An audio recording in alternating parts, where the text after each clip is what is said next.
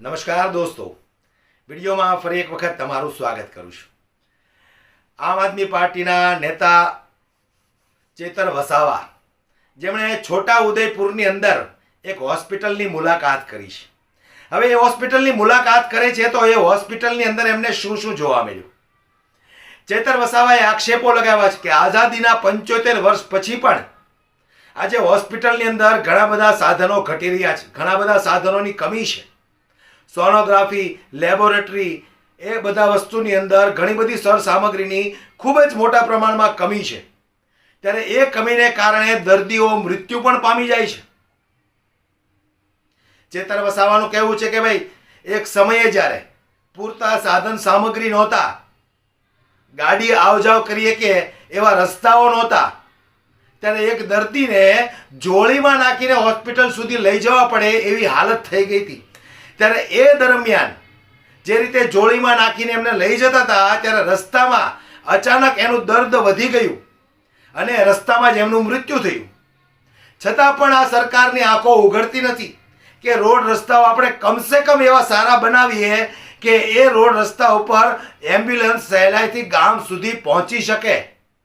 આજે ઘણા બધા ગામો એવા છે કે જે ગામની અંદર એમ્બ્યુલન્સ પહોંચી શકે એવા રસ્તાઓ જ નથી.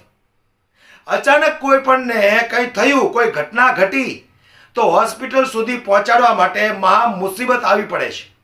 આવા અસંખ્ય ગામો છે. ત્યારે ભારતીય જનતા પાર્ટીના ઘણા બધા નેતાઓ એવું કહે છે કે ભાઈ અમે ગામો ગામ વીજળી પહોંચાડી, પાણી પહોંચાડ્યું, રોડ રસ્તાઓ સારા કર્યા, રોડ ઉપર સ્ટ્રીટ લાઇટો નાખી. તો ક્યાં છે એવા ગામો? 5-15 ગામમાં તમે આવી સુવિધાઓ આપી હોય તો એની સામે 50-100 ગામ તો સુવિધા વગરના છે.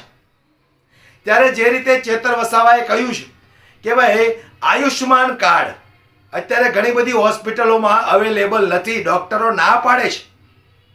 એની પાછળનું કારણ શું છે હું તમને જણાવું. આ આયુષ્માન કાર્ડ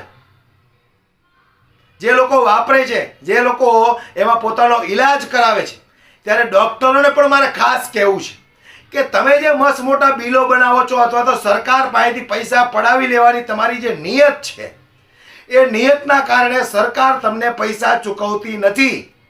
ત્યારે તમારા જેવા લોકોના હિસાબે ઘણી બધી હોસ્પિટલોની અંદર ડોક્ટરોએ આ કાર્ડને સ્વીકારવાની મનાઈ કરી દીધી છે. ઘણી બધી હોસ્પિટલોમાં ડોક્ટરો ખુદ કહે છે કે ભાઈ સરકાર અમને પેમેન્ટ સમયસર ચૂકવતી નથી, એટલે અમે આયુષ્માન કાર્ડ અહીંયા સ્વીકારતા નથી. એટલે બંને તરફ ભ્રષ્ટાચાર ચાલી રહ્યો છે. ડોક્ટર પણ ભ્રષ્ટાચાર કરે છે, સરકાર પણ ભ્રષ્ટાચાર કરે છે. ત્યારે ચેતર વસાવાએ જે હોસ્પિટલની મુલાકાત લીધી છે અને એ મુલાકાત દરમિયાન સરકારને ચીમકી આપી છે કે ભાઈ આવનારા દિવસોમાં અહીંયા સાધન જો પૂરા નહીં હોય દર્દીઓ માટે તો અમે આંદોલનો પણ કરીશું. અને ડૉક્ટરની ભરતી કરવા માટે ઘણી બધી જગ્યાઓ પણ છે, છતાં આ લોકો ડૉક્ટરોની ભરતી કરતા નથી. એના માટે પણ અમે આંદોલન કરીશું. ત્યારે આવો એક ન્યૂઝ દ્વારા આપણને જે રિપોર્ટ મળ્યો છે એ રિપોર્ટ ઉપર એક નજર નાખીએ કે ચેતર વસાવાએ શું કહ્યું છે. જે આયુષ્માન કાર્ડ હોય છે એ કાર્ડમાં પણ અનેક રજૂઆતો છે કે અમુક પ્રકારની સારવારો નથી થતી અને એ કાર્ડ ઘણી જગ્યાએ ચાલતા નથી, કે અમને પૂરતો પગાર નથી આપવામાં આવતો, સમય જતો રહ્યા પછી 2-3 મહિને પગાર આપવામાં આવે છે. ત્યારે આવી જે એજન્સીઓ જે શોષણ કરે છે એ પણ ફરિયાદ આજે અમને મળી છે. ત્યારે આવનાર દિવસોમાં એ એજન્સી સામે પણ પગલાં લેવા માટે અને અહીંની જગ્યાઓ ભરવા માટે અમે સરકારશ્રીને રજૂઆત કરીશું. હવે મહિનામાં 200 ડિલિવરી માત્ર અહીંયા થાય છે. એના પરથી તમે વિચાર કરો, એના ગાયનોકોલોજિસ્ટ નથી, સોનોગ્રાફી કોઈ ડિલિવરી પ્રસૂતિ સગર્ભા બહેનોની સોનોગ્રાફી નથી કરી શકતા. આ અમારા માટે ખૂબ જ ગંભીર બાબત છે. સરકાર એક બાજુ અમૃત મહોત્સવ મનાવી રહી છે, આઝાદીના 78 વર્ષ થયા અને અમારે ત્યાં સોનોગ્રાફી ના ચાલે તો આ દુઃખની બાબત છે. કરોડોનું અમારું ડીએમએફ ફંડ આવે છે. આ ડીએમએફ ફંડ ક્યાં વપરાય છે? હમણાં જ હું જિલ્લા આયોજન અધિકારી પાસે માહિતી માંગીશ. તો આ જ આદિવાસી વિસ્તારોની પરિસ્થિતિ છે. દાહોદ હોય, છોટાઉદેપુર હોય કે નર્મદા હોય, પણ સરકારને એમાં જરાય રસ નથી. સરકાર માત્ર ને માત્ર એમના તાઇફાઓમાં પડે છે. આજે ગરીબ કલ્યાણ મેળાઓ વર્ષોથી કરે છે, શું ફાયદો? તો આ વિડીયોને વધુમાં વધુ શેર કરો, દરેક લોકો સુધી પહોંચે. કારણ કે આવનારા દિવસોમાં જો આવી જ હાલત રહી તો હોસ્પિટલોની અંદર જે દર્દીઓ આવે છે એ દર્દીઓને સારવાર માટે, ઈલાજ માટે પૂરતો સામાન નહીં મળે તો એ દર્દીને તો હવે બિચારાને મોત જ વાલું કરવાનું.